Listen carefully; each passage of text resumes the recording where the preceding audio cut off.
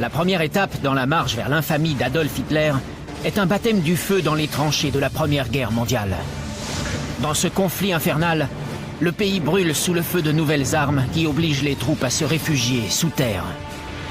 C'est le seul abri. Dehors, c'est la mort assurée. Cette redoutable forteresse affrontait les armes les plus puissantes au monde. C'est le bruit d'une bombe? Des carrières médiévales ont été recyclées en base top secrète. Adolf Hitler est sur les lignes allemandes.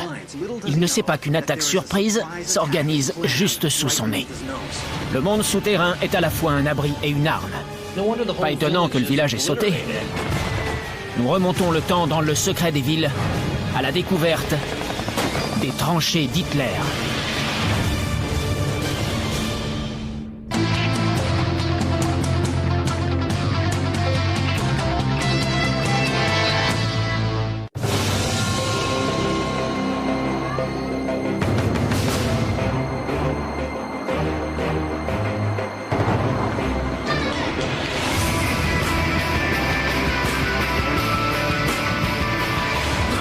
Je m'appelle Don Whiteman et je suis dans les tranchées près d'Ypres en Belgique, en première ligne du front ouest de la Première Guerre mondiale, la Grande Guerre, celle qui devait mettre un terme à toutes les autres. Elle aurait été la guerre la plus sanglante au monde. Elle a vu s'effondrer des empires, naître des nations et fait près de 20 millions de morts. Elle aura aussi préparé le terrain au plus méprisé des dictateurs, Adolf Hitler. Pendant des siècles, les puissances européennes se disputent sur la définition des frontières. Mais en 1914, le conflit dégénère en guerre. Alors que les Allemands marchent vers la France, les Alliés tentent de les contenir au point de rencontre, sur le front ouest. Durant 4 ans, la guerre fera rage le long de ces 750 km de tranchées qui s'étendent de la Manche à la Suisse. Mais c'est ici, sur une petite parcelle de terrain près d'Ypres en Belgique, que naissent les 2 pires abominations du XXe siècle. La guerre moderne et la folie d'Adolf Hitler. Son impitoyable ascension au pouvoir commence avec la Première Guerre mondiale, dans la lutte sordide et meurtrière des tranchées d'Ypres. J'y rencontre un expert en champ de bataille, Martin King, qui me fait visiter ces constructions souterraines méconnues, utilisées par les 2 camps pour sortir de l'impasse de la guerre des tranchées. Ici, ce sont les tranchées britanniques? Oui. Il n'y a aucune protection là-dessus? Non, mais à l'époque, il y avait des sacs de sable empilés sur les murs. Dans ces tranchées profondes d'1,50 m, construites à la hâte avec ou sans contrefort, les soldats subissent l'assaut de nouvelles armes effroyables, comme les obus, qui transforment les tranchées en cratères. Les soldats qui s'aventurent au dehors s'exposent à une arme redoutablement efficace, la mitrailleuse. Cette invention américaine peut tirer jusqu'à 30 fois plus de munitions qu'un fusil. À cela s'ajoutent les nuages de gaz toxiques qui peuvent survenir à tout instant. Dans ce paysage cauchemardesque, une seule échappatoire à des kilomètres à la ronde.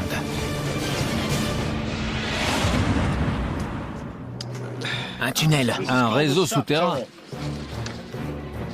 Qu'est-ce que c'est? Ça conduit au No Man's Land.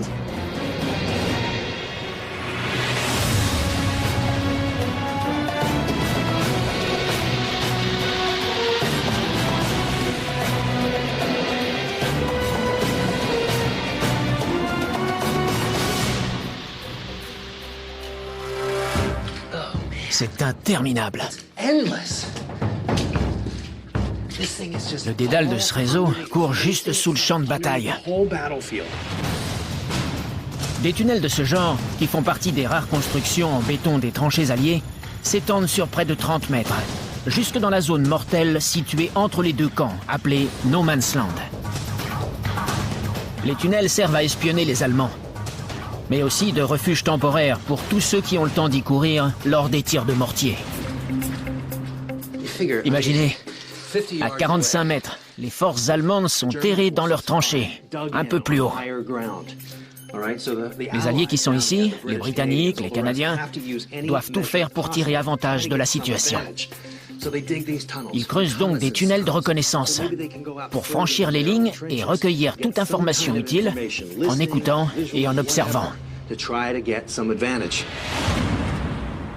Alors que les Alliés utilisent les tunnels pour espionner et organiser les attaques, les Allemands s'en servent pour épuiser l'ennemi et le saigner à blanc.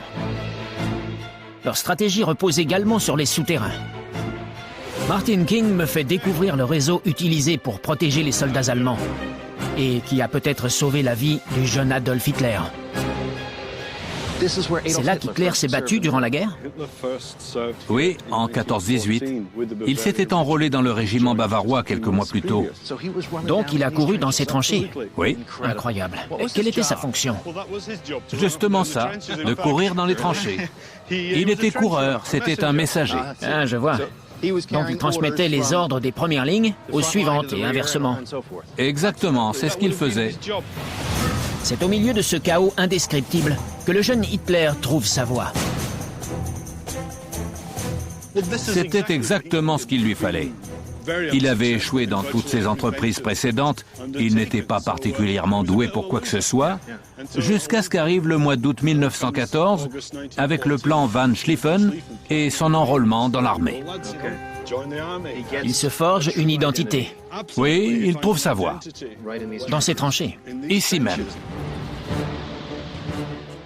Donc ces hommes ont passé des années à 100 mètres les uns des autres, à se bombarder mutuellement. Tous ces arbres sont soufflés. Il y a des tonnes de boue qui retombent sous l'effet des bombes. Il y a quelques photos célèbres d'Allemands dans ces tranchées avec des rats gigantesques. Non. À cause des cadavres qui s'entassent? Oui, l'odeur était absolument épouvantable. Pour les Alliés comme pour les Allemands, la vie quotidienne dans les tranchées est synonyme de crasse et de misère. Mais les Allemands détiennent un avantage crucial. Les bunkers souterrains, ancêtres des célèbres bunkers nazis de la Seconde Guerre mondiale, qui pouvaient résister à l'explosion d'une bombe d'1 tonne. Voici un bunker allemand de première ligne classique, en béton armé. Regardez, on voit le métal à l'intérieur. Celui-ci a résisté au bombardement. C'est très solide, on y est complètement en sécurité.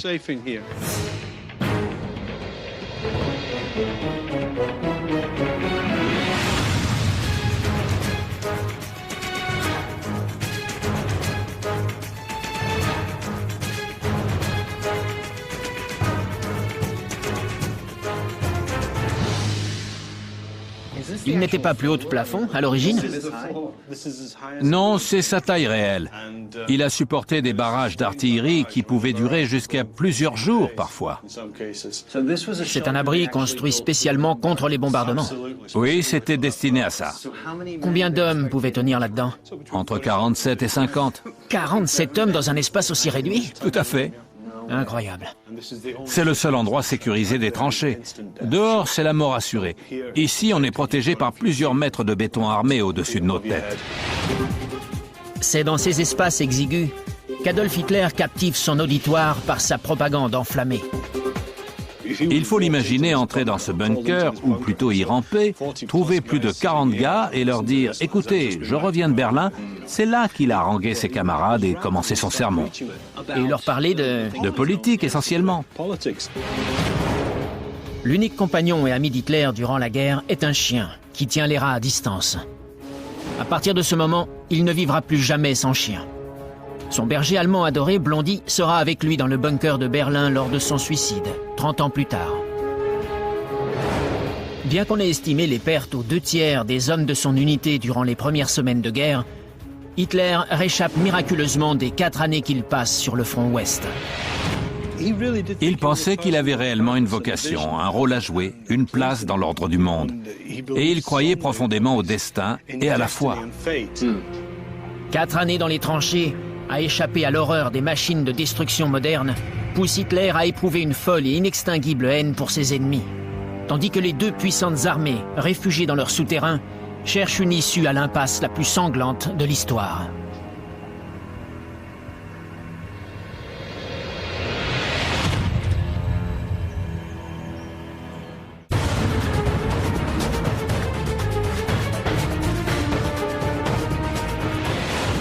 Je suis au nord-est de la France, à environ 2h30 de Paris, à près de 300 km des tranchées de Binwald, dans un lieu nommé Vauquois.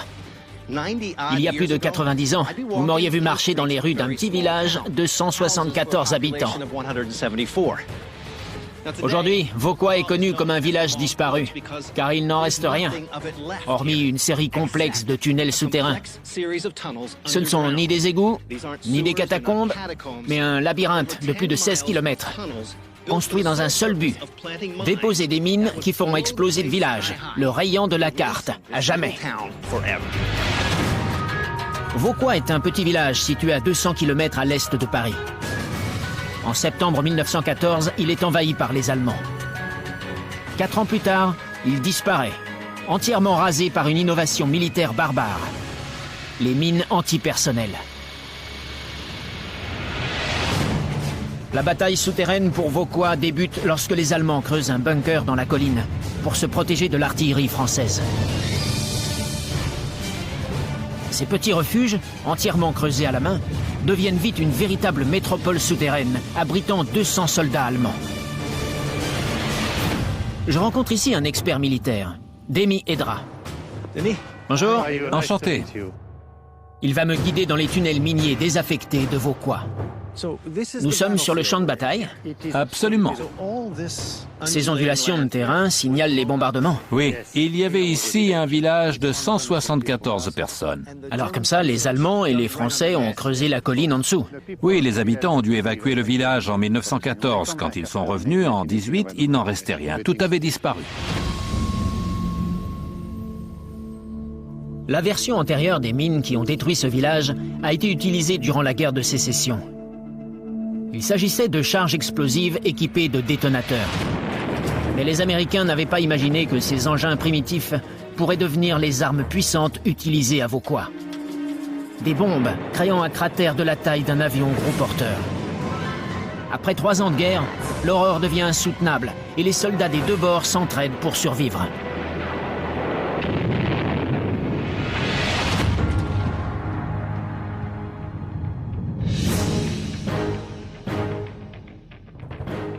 C'est l'entrée? Oui, et c'est très dangereux. Il nous faudra porter des casques. Très bien. Après vous. Allons-y.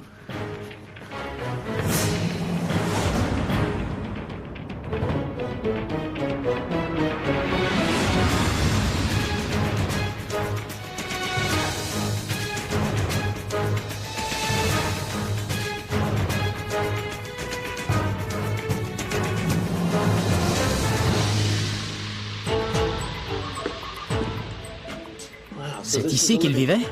Ça a été restauré ou c'était comme ça? On a tout trouvé en l'état. On n'a touché à rien. Où sommes-nous? Dans la cantine, les soldats venaient ici acheter des cartes postales, du chocolat. Aïe! Je suis étonné de cette sensation de pérennité. Oui. Les casernements sont protégés par 10 mètres de terre. Mais pour se battre, les Allemands doivent quitter leur sanctuaire en empruntant ces escaliers. En quelques secondes, ils étaient dans les tranchées, reposés et prêts à se battre. Jusqu'où ça va? Ça débouche directement dans la première tranchée. À cela s'ajoute un avantage tactique. Les Allemands utilisent la dernière technologie, les mines antipersonnelles, qu'ils manipulent en restant en sécurité sous terre. Ça descend profond? 50 mètres environ. 50 mètres de profondeur? On est au niveau 2, on descend au niveau 3. Suivez-moi, il n'y a pas de difficulté. La pente est raide. Très. Les premiers et deuxièmes niveaux du complexe de Vauquois abritent des casernements, des cuisines, un hôpital et des groupes électrogènes. Au troisième niveau, à moins 50 mètres de profondeur, de longs tunnels étroits rejoignent le côté français de la colline, dans le but de faire exploser d'énormes mines sous les pieds des Alliés, qui de leur côté creusent des contre-mines.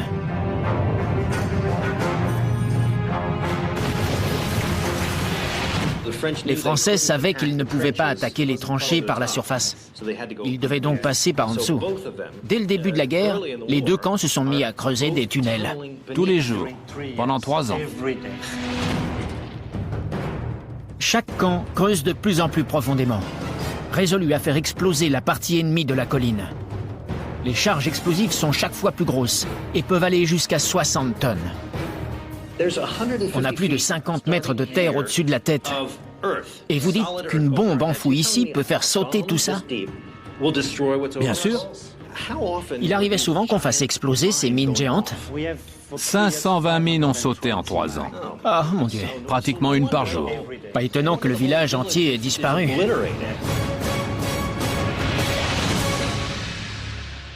Alors que le conflit s'envenime, chaque camp espère prendre l'avantage sur l'autre. Ils utilisaient des stéthoscopes comme celui-ci pour espionner les Allemands, qui faisaient de même, bien sûr. Ils étaient tous dans le noir, en silence. Et grâce à cela, ils écoutaient l'ennemi. Où sont-ils? Plus haut, plus bas. Ils pouvaient déterminer leur position par triangulation. Une fois que chaque camp sait où creuse l'autre, ils tentent de freiner leur progression à l'aide d'un peu de TNT. Ils faisaient exploser une mine pour faire s'effondrer le tunnel ennemi. On était dans la même impasse que sur le front ouest. Sauf qu'au lieu d'être dans les tranchées, cette guerre-là se déroulait sous terre. Oui. Mais vers 1917, une alliance secrète se noue entre les poseurs de mines des deux camps. 3 ans de guerre, c'était terrible pour les Français comme pour les Allemands. Parfois, ils écoutaient ce qui se passait chez l'ennemi et criaient « Arrêtez de creuser, n'avancez pas trop vite !» Et ils posaient les pioches. Ils comprenaient la futilité de cette bataille. Ils disaient « Si une mine doit exploser, elle sautera à 19 heures. Pas avant, pas après. » Ils prévenaient donc l'autre camp qu'ils allaient faire sauter une mine. Oui. Ce genre d'entente entre soldats ennemis révolte les jusqu'au-boutistes comme Hitler. Il a été témoin de la remarquable trêve de Noël de 1914. 24 heures durant lesquelles les hommes enroulés de chaque côté du front ouest ont déposé les armes pour échanger des cadeaux et même jouer au football. Hitler a refusé d'y participer. Il écrira plus tard qu'il ne devrait jamais y avoir d'affinité entre ennemis. Mais finalement, même Hitler doit admettre que la bataille de Vauquois n'a aucun sens. Au printemps 1918, près de 15 000 hommes ont péri, sur et sous la colline, sans départager les ennemis. Alors que les troupes américaines avancent sur Vauquois, les Allemands se retirent, laissant derrière eux des mines qui n'ont pas explosé. Regardez. Il y a encore des tonnes de dynamite sous l'eau. Je veux voir de mes propres yeux ce qu'il reste de ces armes si redoutables, que même des ennemis s'entraident pour s'en protéger. 3 énormes mines sont restées intactes dans ces tunnels.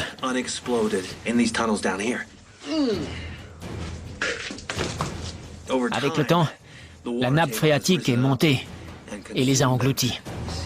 Je ne descends pas plus. Je pourrais marcher sur une munition vieille de 90 ans et je ne veux pas tenter le diable. Les soldats étaient donc là, en train de discuter. Pour Adolf Hitler, c'est la pire des trahisons. De voir Allemands et Français fraterniser dans ces tunnels. Il a vu la supériorité allemande céder à la pression. Et pour lui, l'Allemagne ne pouvait pas capituler. C'est un ressentiment qu'il traînera toute sa vie. Et c'est essentiellement de là qu'est née la Seconde Guerre mondiale.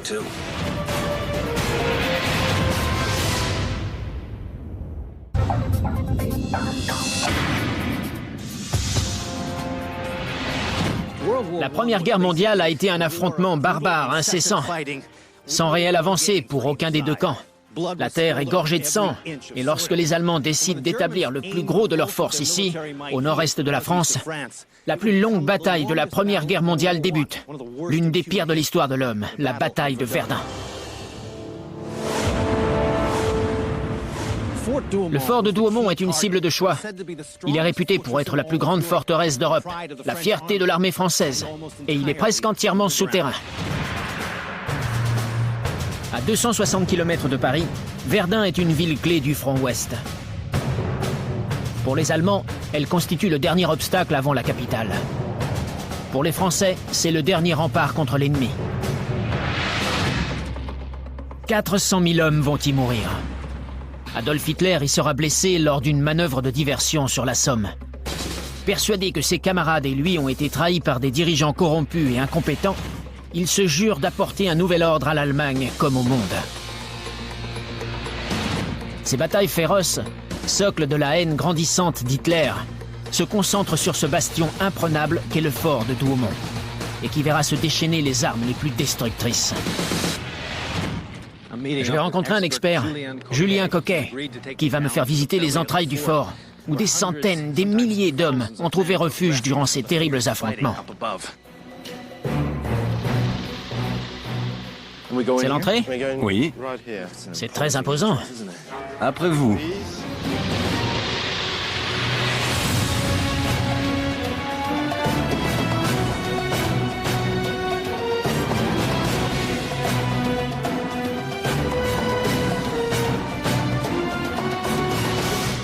Ce fort est très vaste. Il y a à peu près 3 km de tunnel. Waouh, c'est magnifique. Qu'est-ce que c'est? Une tourelle d'artillerie.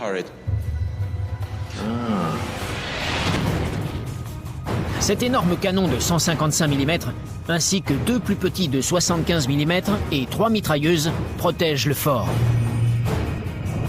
Avec ses 3 km de galeries souterraines, la forteresse est réputée inexpugnable en raison de sa construction révolutionnaire.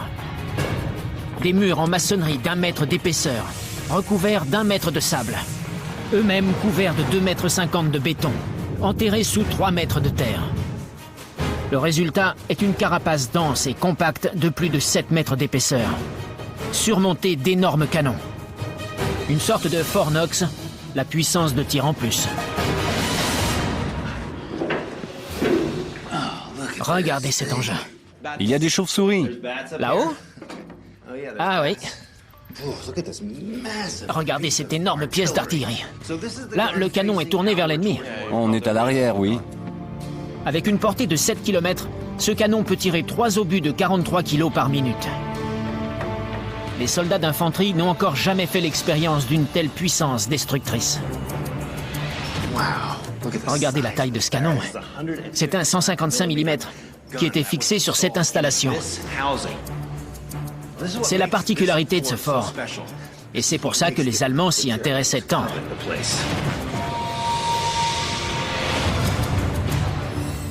Mais en 1916, les Allemands prennent Verdun d'assaut à l'aide de machines de guerre plus redoutables encore que celles de Douaumont. Les lance-flammes sont employées à grande échelle pour la première fois. Ce monstre portatif crache le feu jusqu'à 80 mètres. Ses victimes sont brûlées vives.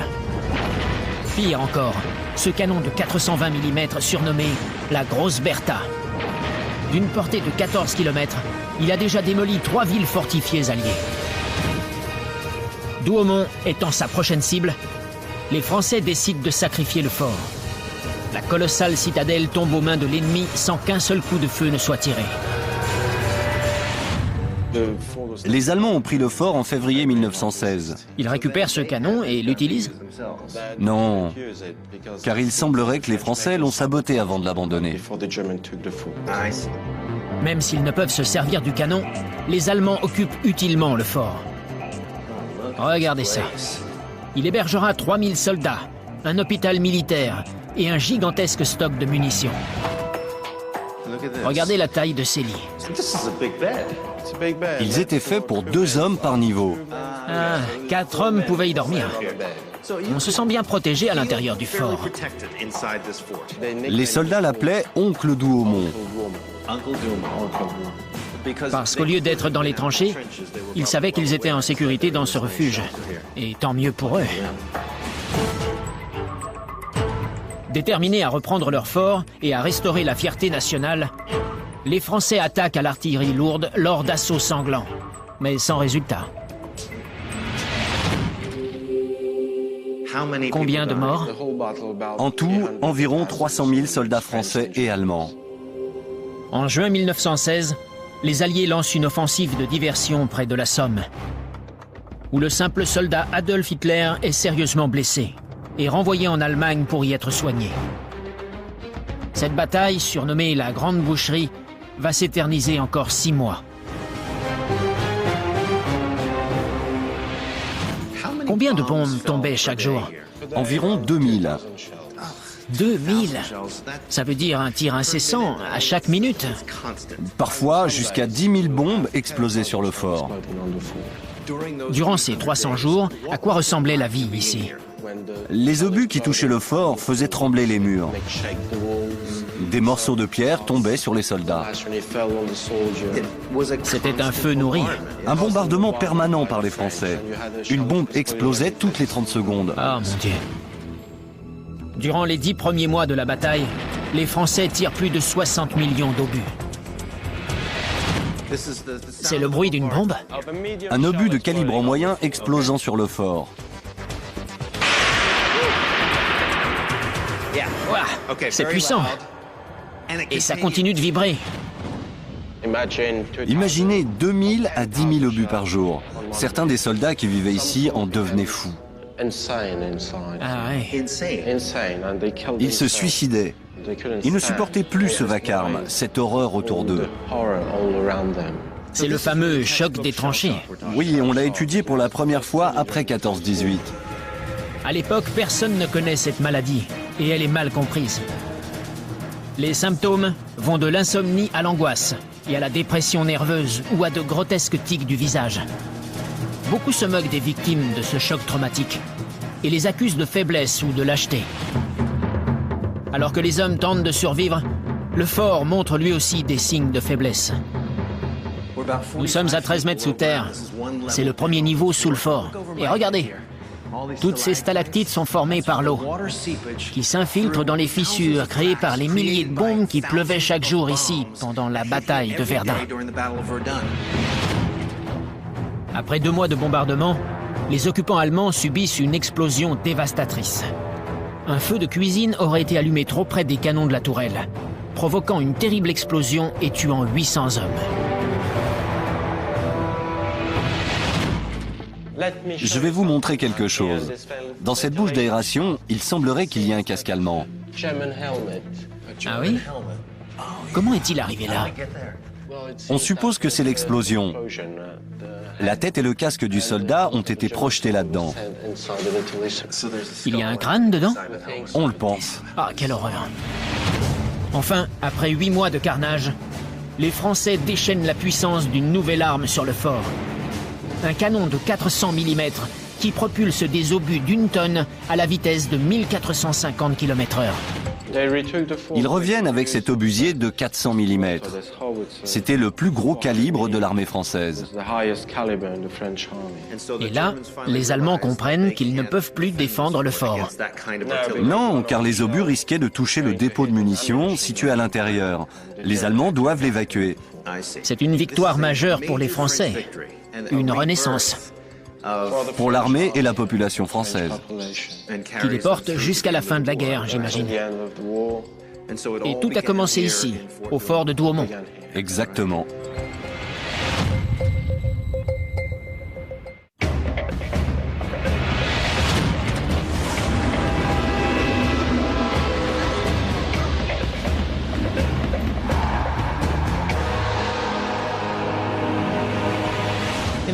Début 1917, la Grande Guerre fait rage depuis 2 ans et demi déjà. Les Alliés pansent leurs plaies. Les batailles de la Somme et de Verdun ont été un bain de sang. Elles ont décimé les rangs et miné le moral des troupes. Les Alliés mettent au point un plan pour mettre fin à la guerre. Une intervention éclair sur le front allemand. Les stratèges cherchent une faille susceptible de déstabiliser les Allemands avant qu'ils ne lancent une autre offensive. Ils organisent une attaque surprise depuis le sous-sol. Après 2 ans d'une guerre de position meurtrière, les forces françaises rassemblent secrètement leurs troupes dans la région champenoise, à l'extrémité sud de la ligne de défense allemande de 95 km, la ligne Hindenburg. À l'extrémité nord, le caporal Adolf Hitler, posté comme messager, ignore tout de la gigantesque offensive de diversion britannique, qui creuse le sol sous ses pieds. Les Britanniques choisissent de lancer leur assaut depuis la ville médiévale d'Arras, qui recèle un ancien souterrain secret.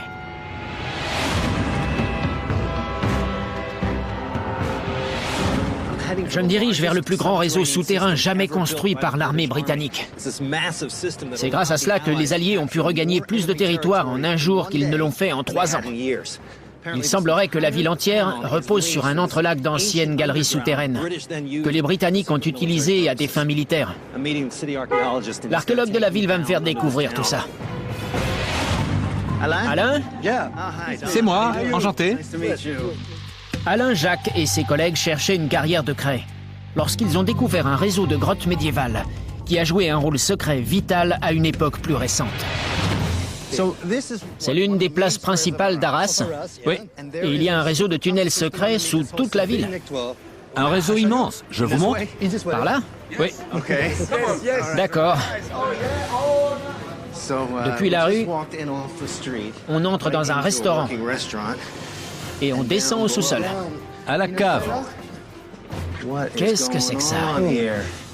On a descendu un étage et il y a un autre étage en dessous.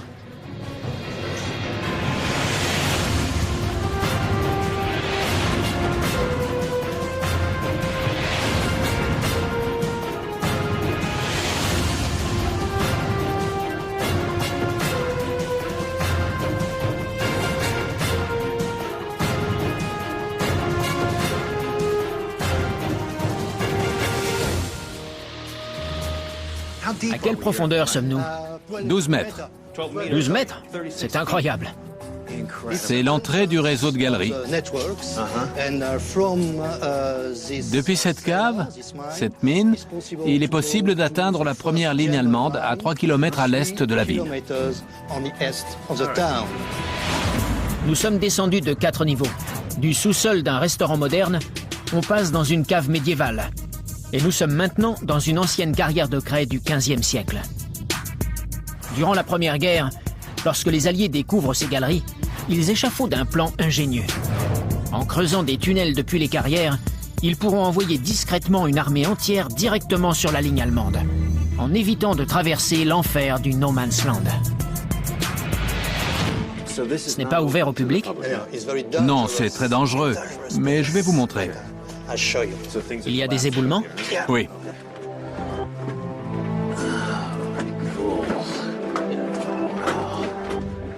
Tout a été creusé à la main? Oui. Regardez ça. C'est incroyable. À quelle profondeur sommes-nous? 20 mètres. Pour transformer ces anciennes carrières en un réseau de tunnels sans que le tout s'effondre, les Britanniques se tournent vers des spécialistes. Beaucoup viennent des tribus maoris de Nouvelle-Zélande, la région la plus éloignée de l'Empire britannique. Alors ça, c'est l'entrée. Entrée de Blenheim. Qu'est-ce que ça veut dire? C'est une ville de Nouvelle-Zélande. Les Néo-Zélandais ont nommé les lieux de façon à pouvoir circuler d'une grotte à l'autre. C'est astucieux. En 6 mois, les mineurs construisent un réseau de galeries de 20 km qui traverse le No Man's Land et débouche à portée de tir des premières lignes ennemies. Alors qu'Hitler harangue ses camarades officiers sur la stratégie politique et militaire, des milliers de soldats alliés se tiennent en embuscade, prêts à lancer une contre-attaque surprise depuis les tunnels. Ils aboutissent à 10 mètres des premières lignes. Ils voulaient surgir brusquement face à l'ennemi. Ils sont parvenus à mener cette opération sans que les Allemands la prennent? Absolument. Sous le couvert de la nuit, les Britanniques rassemblent leurs troupes dans les carrières de craie. Pendant les 8 jours qui précèdent la bataille, 24 000 soldats alliés se cachent là. Dans ces grottes qui servent de baraquements militaires parfaitement fonctionnels, des hommes laissent leurs traces. Regardez. Une croix. Ils ont gravé des croix ici. Un visage de femme. Et Charlie Chaplin est dessiné là.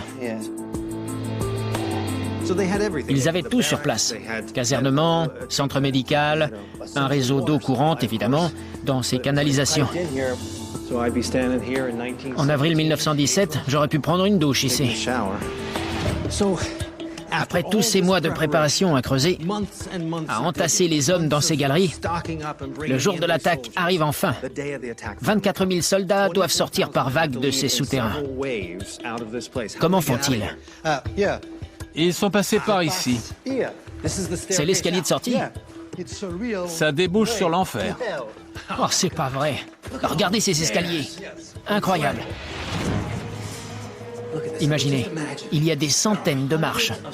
Et sur chacune se tient un soldat britannique, attendant de livrer l'assaut. Tous ces hommes sont alignés, avec leur lourd pactage, leurs fusils, leurs casques, leurs munitions, leurs espoirs et leurs prières. Ils ne savent pas ce qui les attend dehors, si les Allemands sont prêts à leur tirer dessus ou non. Le plus incroyable, c'est qu'Adolf Hitler lui-même est sur les lignes allemandes. Il est stationné pas loin d'ici. Il est bien loin de se douter de l'attaque surprise qui se déroule sous son nez, de tous ces soldats britanniques qui commencent à charger par cet escalier, l'un derrière l'autre. Go, go, go, go! Quelle scène incroyable! Ces soldats vont se jeter dans les tranchées. Et regardez ce qu'ils trouvent ici. Une porte en acier. Boum. Une autre porte en acier. Et là, la porte de l'enfer. L'accès aux tranchées.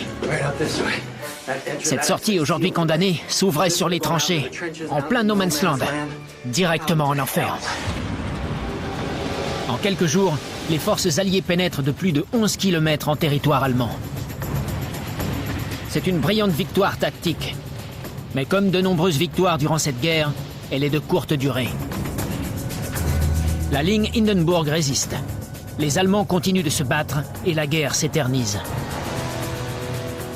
Après tout ce sang versé, ces préparatifs, ces galeries, le résultat paraît bien futile. Les Allemands regagnent du terrain, comme tout au long de cette première guerre. Tout ce travail n'aura finalement servi à rien.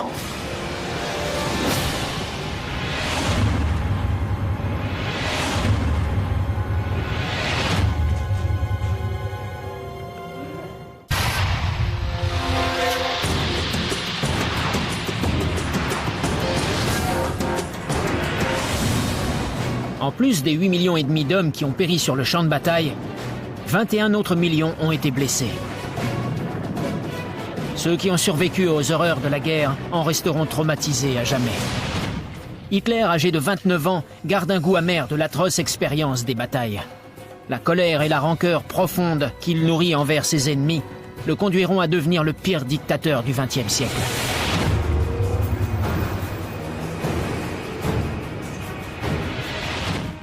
Je me dirige vers la crypte d'une église médiévale, aménagée en poste de premier secours allemand au début de la guerre, alors que les pertes humaines dépassaient l'entendement. Tandis que les morts s'entassent, les blessés sont soignés et renvoyés au front. Parmi eux, un soldat épouvanté qui bouillonne de haine pour l'ennemi. À 10 km au sud d'Ypres se trouve la ville de Messine, en Belgique. Aujourd'hui, elle compte moins d'1 millier d'habitants. Mais elle a vu mourir plus de 10 000 hommes durant une seule offensive de la Première Guerre mondiale. Au final, la bataille d'Ypres aura duré le temps de la Grande Guerre et causé la perte de plus de 850 000 hommes. Je rencontre un archéologue des champs de bataille, Frankie Boston, devant l'église Saint-Nicolas. C'est une église médiévale, dont la crypte est devenue une infirmerie dès le début de la guerre. C'était autrefois une abbaye complètement détruite durant la Première Guerre et entièrement reconstruite.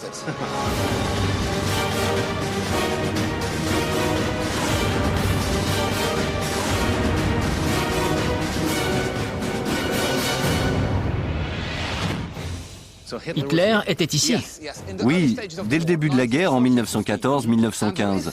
Il en reste une trace, pas dans l'église elle-même, mais dessous.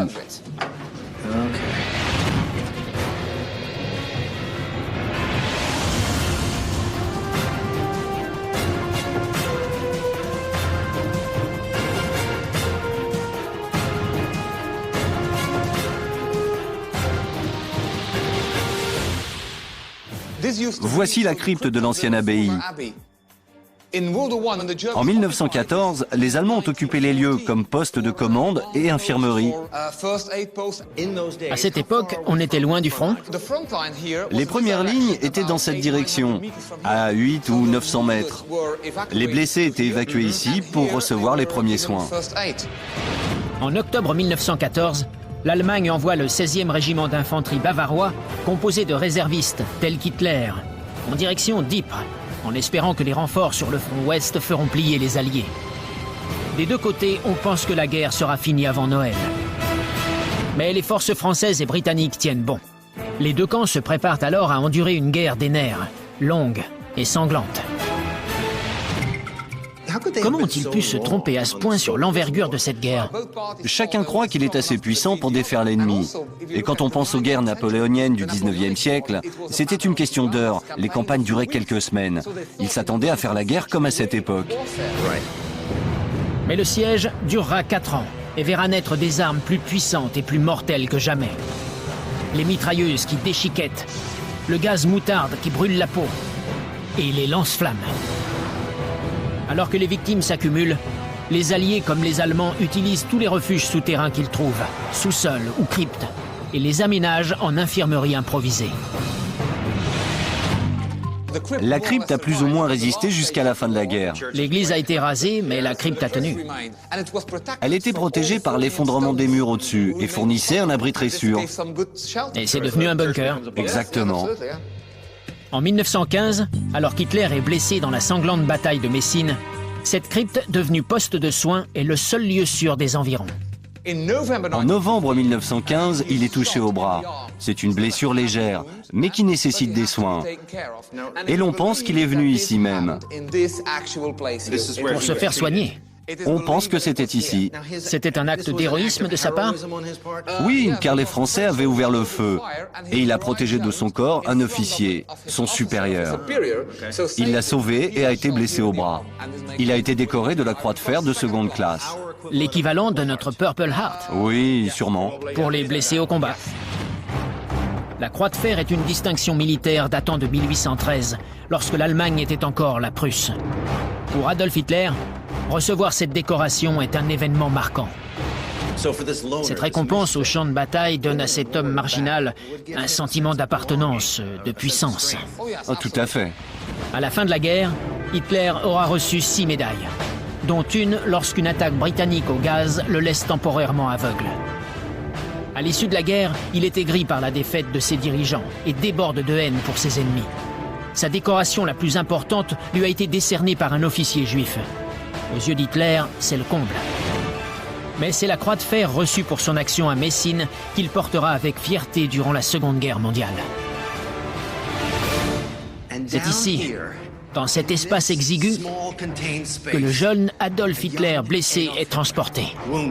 Il reçoit la Croix de Fer pour son action et c'est le moment déterminant de son existence. À partir de cet instant, il appartient officiellement à l'armée allemande, plus que jamais auparavant.